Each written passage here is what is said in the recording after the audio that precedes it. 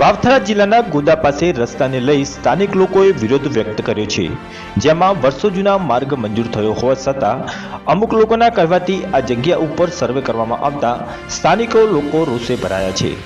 વાવથરા જિલ્લાના દિયોદર તાલુકાના ગોદા ખાખીજી મહારાજના મંદિરથી ઈસરવા સુધી 4 કિમીનો માર્ગ વર્ષો જૂનો કાચો માર્ગ છે, જેમાં સ્થાનિક લોકોએ વર્ષો જૂની માંગણીઓ રસ્તા માટે કરી હતી, જેમાં તંત્ર દ્વારા સ્થાનિક લોકોની રજૂઆત ધ્યાને લઈ ગોદા ખાખીજી મહારાજના મંદિરથી ઈસરવા સુધી 4 કિમી અંતરનો માર્ગ મંજૂર કરવામાં આવ્યો હતો, જેમાં ગોદા ગામના અમુક લોકોના કહેવાથી જૂના માર્ગનું સર્વે ન કરતા અને અન્ય જગ્યાના રસ્તાનું સર્વે કરતા સ્થાનિકોએ વિરોધ નોંધાવ્યો હતો, જેમાં સ્થાનિક લોકોએ વર્ષો જૂના માર્ગને પાકો બનાવવાની માંગ કરી હતી।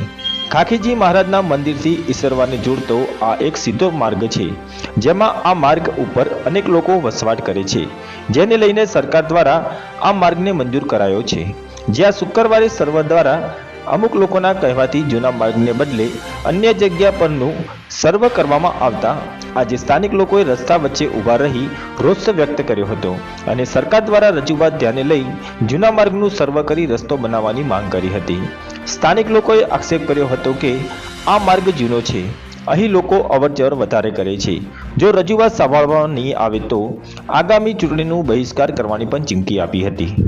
શ્રવણજી ગામાજી ગામ ગોદા તાલુકો દિયોદર જિલ્લો બનાસકાંઠા આથી સરકારશ્રીને અમે 13 વર્ષ અગાઉ ફાઇલ આપેલી હતી, તેનો જોબ નંબર પડ્યો હતો। ત્યારબાદ તેઓએ ખાખી મહારાજની થળેથી ઈસરવાનું સર્વે કરવાનું હતું અને તેઓએ ખોટું સર્વે કર્યું છે।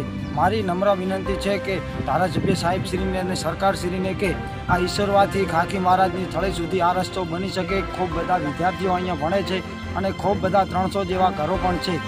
આ માગ અમારી પૂરી નહીં કરવામાં આવે તો આગામી ચૂંટણીની અંદર બહિષ્કાર કરવામાં આવશે।